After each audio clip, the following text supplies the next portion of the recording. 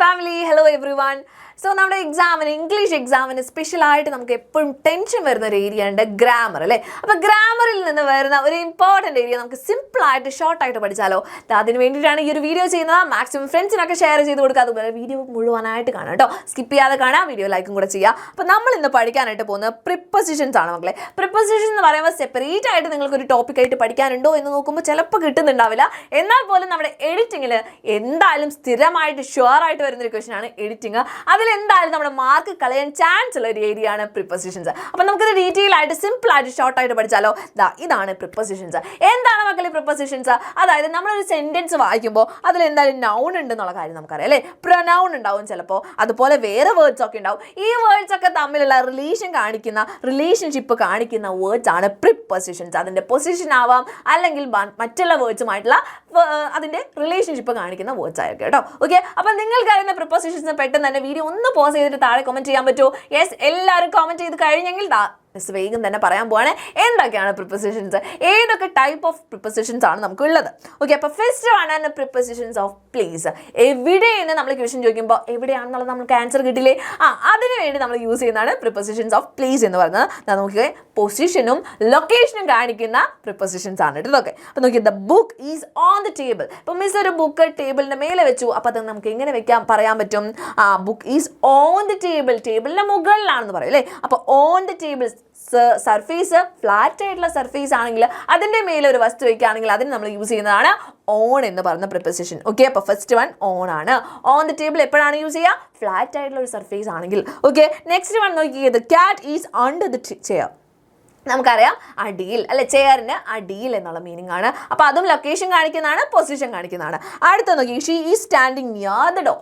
ഡോറിന് അടുത്തായിട്ട് അല്ലേ, അടുത്ത് എന്ന് പറയുമ്പോൾ നിയർ എന്നുള്ള പ്രിപ്പോസിഷനാണ് യൂസ് ചെയ്യുന്നത്. അപ്പോൾ കോമൺ ആയിട്ട് യൂസ് ചെയ്യുന്ന പ്രിപ്പോസിഷൻസ് ആണ് ഇവിടെ കൊടുത്തിട്ടുള്ളത്. പ്ലേസിൻ്റെ അടുത്താണ് prepositions of time. Okay, yes, നിങ്ങൾ എന്തായാലും അറിഞ്ഞു വെക്കേണ്ട ഒരു ഏരിയ ആണ് പ്രിപ്പോസിഷൻസ് ഓഫ് ടൈം എന്ന് പറഞ്ഞത്. എപ്പോൾ നടന്നു എന്ന് നമ്മൾ ചോദിക്കുമ്പോൾ നമുക്ക് പറയാം ടൈമും അതിൻ്റെ ഡ്യൂറേഷൻ എന്ന് വെച്ചാൽ എത്ര നേരം നീണ്ടു നിന്നു എന്നുള്ളൊരു കാര്യം. ഓക്കെ, യെസ്, അപ്പോൾ എക്സാമ്പിൾസ് നോക്കി, I was born in January. എല്ലാവരും തെറ്റിക്കുന്ന ഒരു ഏരിയ ആണ് അല്ലേ. പ്രൊഫൈൽ എഴുതുമ്പോൾ ഒക്കെ നമ്മൾ തെറ്റിപ്പോകുന്ന ഒരു ഏരിയ ആണ്.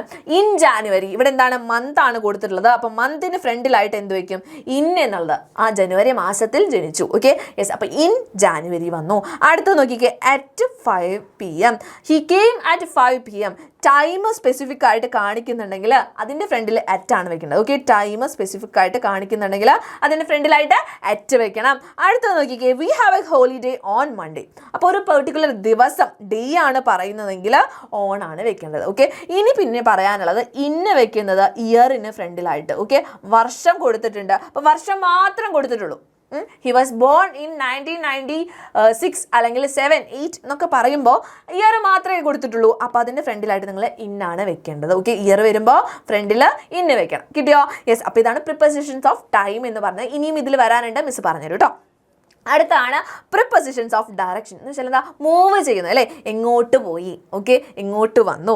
ഓക്കെ, അതിൻ്റെ മൂവ്മെൻറ്റും ഡയറക്ഷനും പറയാൻ വേണ്ടിയിട്ടാണ് പ്രിപ്പോസിഷൻസ് ഓഫ് ഡയറക്ഷൻ നമ്മൾ യൂസ് ചെയ്യുന്നത്. She is going to school. എങ്ങോട്ടാണ് പോകുന്നത്? സ്കൂളിലേക്കാണ്. അപ്പോൾ she is going to school. ഇനിയോ, the ball rolled into the box. Ball roll ചെയ്ത് ഇങ്ങനെ ഉരുണ്ട് ബോക്സിലേക്ക് വീണു. Okay, into. അപ്പോൾ എന്തിനെങ്കിലും ഉള്ളിലേക്ക് പോകാനുള്ള സ്ഥലമാണെങ്കിൽ നമ്മൾ ഇൻ ടു എന്ന് പറയും.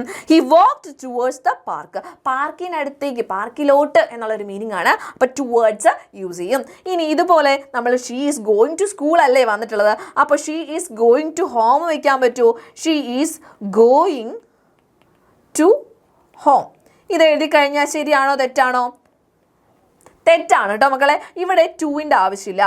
ഈ ഒരു സെൻറ്റൻസിൽ ഷീ ഈസ് ഗോയിങ് ഹോം എന്ന് മാത്രം മതി. Okay, she is going home, അല്ലാതെ ടു നമ്മൾ യൂസ് ചെയ്യില്ല. ഓക്കെ, അപ്പോൾ അതൊന്ന് ശ്രദ്ധിച്ചു വെക്കുക കേട്ടോ. ഡയറക്ഷനിൽ ഈ ഒരു കാര്യം മാത്രം നിങ്ങൾ ശ്രദ്ധിച്ചു വെക്കാം. ഓക്കെ, ക്ലിയർ അല്ലേ? അടുത്താണ് പ്രിപ്പോസിഷൻസ് ഓഫ് മാനർ. എന്ന് വെച്ചാൽ എങ്ങനെയാണ് കാര്യങ്ങൾ ചെയ്തത്, ഹൗ, എങ്ങനെ ചെയ്തു എന്നുള്ള കാര്യം കേട്ടോ. അപ്പോൾ നോക്കിക്കത്, ഷീ സ്പോക്ക് വിത്ത് കോൺഫിഡൻസ്. അവൾ കോൺഫിഡൻസോട് കൂടി സംസാരിച്ചു. എങ്ങനെ സംസാരിച്ചു? കോൺഫിഡൻസോട് കൂടി സംസാരിച്ചു. വിത്ത് കോൺഫിഡൻസ് എന്ന് വന്നു. He went to school by bus. എങ്ങനെയാണ് വന്നത്? ബസ് വഴി. ഓക്കെ, ബസ് മേടിച്ചിട്ടാണ് വന്നിട്ടുള്ളത്. അപ്പോൾ ബൈ ബസ് എന്ന് പറയും. ഇനി ദേ ഫോട്ട് ലൈക്ക് വാരിയേഴ്സ്. അവർ യോദ്ധാക്കളെ പോലെ വോറിയേഴ്സിൻ്റെ പോലെ യുദ്ധം ചെയ്തു. ഫോർട്ട് ലൈക്ക് അതുപോലെ. Okay yes. അപ്പോൾ എങ്ങനെ എന്നുള്ളത് പറയാൻ വേണ്ടിയിട്ടാണ് പ്രിപ്പോസിഷൻസ് ഓഫ് മാനർ. നിങ്ങൾ ഈ ടൈറ്റിൽ പഠിച്ചു വെക്കാനല്ല മിസ് പറയുന്നത്, ഏതൊക്കെ വേർഡ്സ് ആണ് നമ്മൾ യൂസ് ചെയ്യുന്നത് മാത്രം നോക്കി വെക്കുക കേട്ടോ. അടുത്താണ് prepositions of cause or reason. എങ്ങനെ, ഓക്കെ, വൈ, എന്തുകൊണ്ട് നടന്നു, എന്തുകൊണ്ടാണ് കാരണം എന്ന് പറയുന്നത്, പേർപ്പസ് അല്ലെങ്കിൽ റീസൺ ഒക്കെ കാണിക്കുന്ന. He was absent because of illness. അവൻ ആബ്സെന്റ് ആയിരുന്നു, കാരണം എന്താന്ന് പറയാൻ വേണ്ടി ബിക്കോസ് ഓഫ് യൂസ് ചെയ്തു. ഇനി they won the match due to hard work. അവർ ഹാർഡ് വർക്ക് കൊണ്ട് ഈ ഒരു മാച്ച് ജയിച്ചു. അത് എന്തുകൊണ്ടാണ്? ഡ്യൂ ടു ഹാർഡ് വർക്ക്, അതുകൊണ്ട്. ഓക്കെ. ഇനി ഷീ ക്രൈഡ് ഫ്രം സാഡ്നെസ്. സാഡ്നെസ്സാൽ, സങ്കടത്താൽ കരഞ്ഞു. അപ്പോൾ ഇങ്ങനെ യൂസ് ചെയ്യാം, ഷീ ക്രൈഡ് ഫ്രം സാഡ്നെസ് എന്ന് പറയാം. ഓക്കെ. അപ്പോൾ ഇതൊക്കെയാണ് കോസും റീസണും കാണിക്കുന്നത്. ഇനി കോമൺ ആയിട്ട് നമ്മൾ യൂസ് ചെയ്യുന്ന കുറച്ച് പ്രിപ്പോസിഷൻ ഫ്രേസസ് ഉണ്ട്. At home. ഓക്കെ, നമ്മൾ വീട്ടിലിരിക്കുമ്പോൾ എന്താ പറയുക?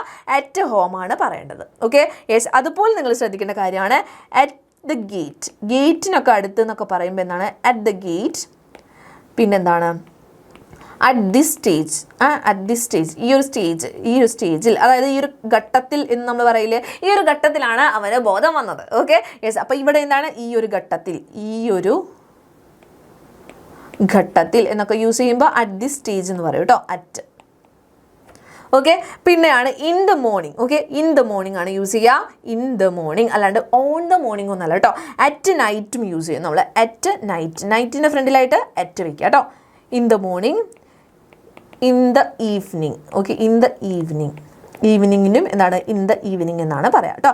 അറ്റ് നൈറ്റ് നോക്കി വെക്കണേ, അറ്റ് നൈറ്റ്. യെസ്. അടുത്ത ഓൺ ദ ടേബിൾ നമ്മൾ നേരത്തെ കണ്ടു. ബൈ കാർ അല്ലെങ്കിൽ ബൈ ഏത് വെഹിക്കിളാണ്? അപ്പോൾ ബൈ കാർ അല്ലെങ്കിൽ ബൈ ബസ് എന്ന് പറയാം. വിത്ത് എ സ്മൈൽ, ഒരു സ്മൈലോട് കൂടെ. ഓക്കെ. പിന്നെ നമ്മൾ പഠിക്കുന്നതാണ് ഓഫ് അല്ലേ. ഓഫ് നമുക്കറിയാം മക്കളെ, എന്താണ് ഓഫ്? ഡേ പൊസിഷൻ കാണിക്കാൻ വേണ്ടിയിട്ടാണ് അല്ലേ. The colour of my bag. The colour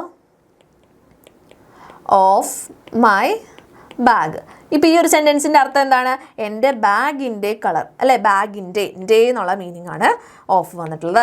in എന്ന് വെച്ചാൽ എന്താണ്? ഉള്ളിൽ എന്നുള്ളതാണ്. ഓൺ മുകളിൽ എന്നുള്ള അർത്ഥമാണ്. Okay yes. അപ്പോൾ ഇത്രയും കാര്യങ്ങൾ. ഓവർ എന്ന് വെച്ചാൽ എന്താ? തലയ്ക്ക് മുകളിലൂടെയുള്ള ഒരു മൂവ്മെൻറ്റ് കാണിക്കാൻ വേണ്ടിയിട്ടാണ് ഓവർ പറയുന്നത് കേട്ടോ. അപ്പോൾ ഇത്രയും കാര്യങ്ങളാണ് നമ്മുടെ പ്രിപ്പോസിഷനിൽ നമുക്ക് പഠിക്കാനുള്ളത്. നിങ്ങൾക്ക് എല്ലാവർക്കും സിമ്പിളായിട്ട് മനസ്സിലായിട്ടുണ്ടെന്ന് വിചാരിക്കുന്നു. ഇനി ഇതിൽ പറഞ്ഞിട്ടുള്ള ഏതെങ്കിലും ഒരു പ്രിപ്പോസിഷൻ വെച്ച് എൻ്റെ കുട്ടികൾ എന്ത് ചെയ്യുക? ഒരു സെൻറ്റൻസ്, സിമ്പിളായിട്ടൊരു സെൻറ്റൻസ് കൺസ്ട്രക്ട് ചെയ്യുക. നമ്മുടെ കോമൻറ്റ് ബോക്സിൽ ഒന്ന് കോമൻറ്റ് ചെയ്യുക കേട്ടോ. അതുപോലെ തന്നെ നിങ്ങൾക്ക് യൂസ്ഫുൾ ആയിട്ടുള്ള ഒത്തിരി വീഡിയോസ് നമ്മുടെ ചാനൽസിൽ വരുന്നുണ്ട്. ചാനൽ അപ്പോൾ സബ്സ്ക്രൈബ് ചെയ്ത് വയ്ക്കുക മറക്കാതെ. അതുപോലെ തന്നെ ലൈവ് ക്ലാസ്സുകളുണ്ട് മക്കൾ. നമ്മുടെ എക്സാമിന് വേണ്ടി ഏറ്റവും യൂസ്ഫുൾ ആയിട്ട് നിങ്ങൾക്ക് കംപ്ലീറ്റ് ആയിട്ടുള്ള ചാപ്റ്റേഴ്സ് കവർ ചെയ്യാനും ഇമ്പോർട്ടൻ്റ് ആയിട്ടുള്ള ക്വസ്റ്റൻസ് ഒക്കെ കവർ ചെയ്യുന്നുണ്ടാവും. അപ്പോൾ ലൈവ് ക്ലാസ്സുകളിൽ കറക്റ്റ് ടൈമിന് തന്നെ നിങ്ങൾ ജോയിൻ ചെയ്യാനും ശ്രമിക്കുക കേട്ടോ. ഓക്കെ. അപ്പോൾ ഇനിയും യൂസ്ഫുൾ ആയിട്ടുള്ള വീഡിയോസ് ആയിട്ട് കാണാം. താങ്ക്